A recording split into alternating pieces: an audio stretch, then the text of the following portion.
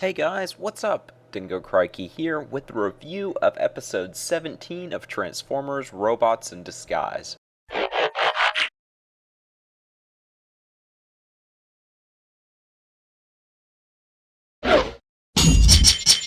So let's get right to the good stuff, as Robots in Disguise really has yet to do.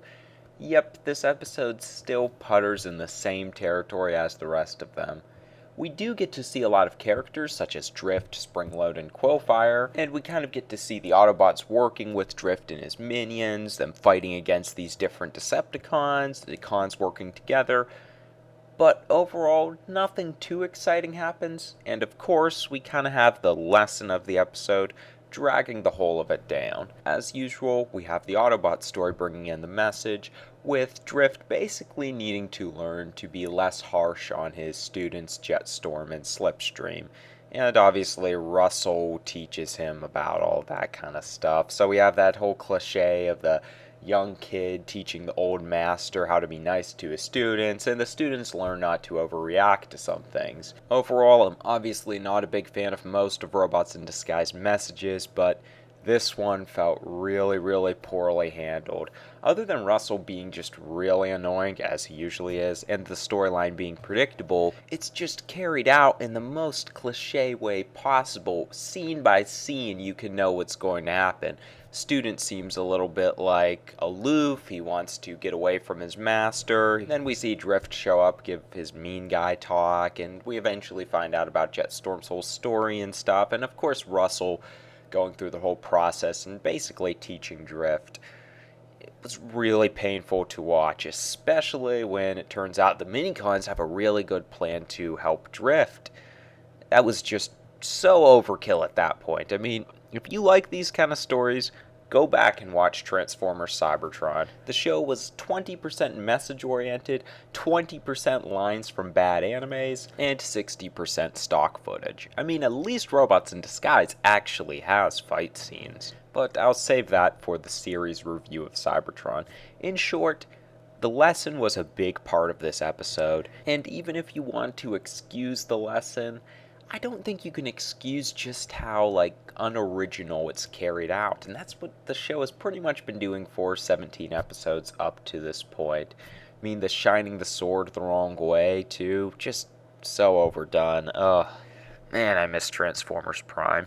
But anyways, the Decepticons are kind of cool in this one. I didn't even like Springload the first time he showed up, and Quillfire was just okay, but working together, it was actually pretty funny watching the both of them. I mean, pretty quickly, Quillfire realizes he's working with someone who's completely delusional, and he kind of works off of that, though obviously Springload eventually catches on, and all of that was really cool to watch go down. I mean, the whole tank thing was also, that tank was awesome looking. I was really hoping they maybe would escape with the tank and we would see somehow that become like a big Decepticon transforming weapon. That would have been really cool to see, but for what we had, did still enjoy it. And by the end of the episode, we did have the two cons being detained, but I don't think that was a bad way to end it, because the interaction between those two characters was really enjoyable for this one.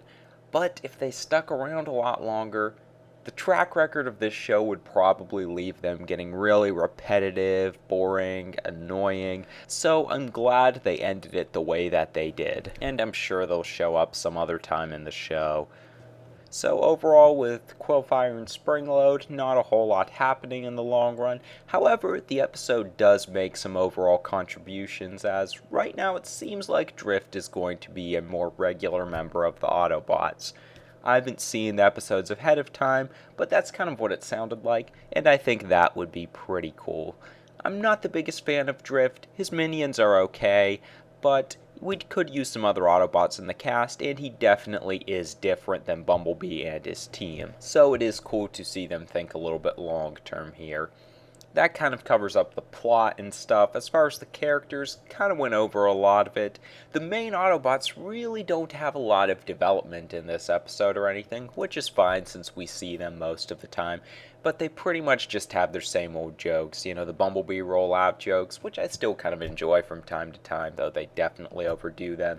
And then the whole fix-it stuff, yeah, The Decepticons were funny, and I hate Russell a lot more. I mean, speaking of Cybertron, he's really starting to give me those Kobe and Bud vibes, and I kind of hate to encourage anyone to watch Transformers Cybertron, but just watch some clips and you'll know what I mean. I mean, the highlights of this episode are definitely the whole battle with the tank. There were a lot of cool action scenes in this one.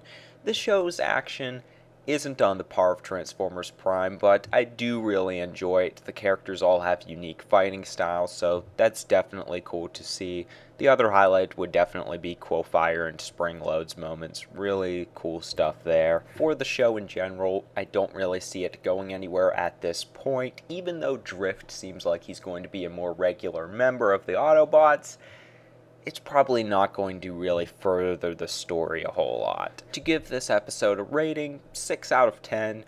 It could have had a lower rating, but Quillfire and Springload's moments definitely brought it up a notch, and the action sequences, Autobots trying to stop the tank, was definitely pretty cool. So that's my thoughts on it. You guys can leave yours in the comment section below. Did you enjoy episode 17 of Robots in Disguise? What do you think of Drift joining the cast? And do you like Quillfire and Springload more or less after this episode? Drop your thoughts off in the comment section below, along with any topic suggestions you might have for Robots in Disguise, Transformers 5, or now for Transformers figure reviews, because I definitely plan on doing more of those.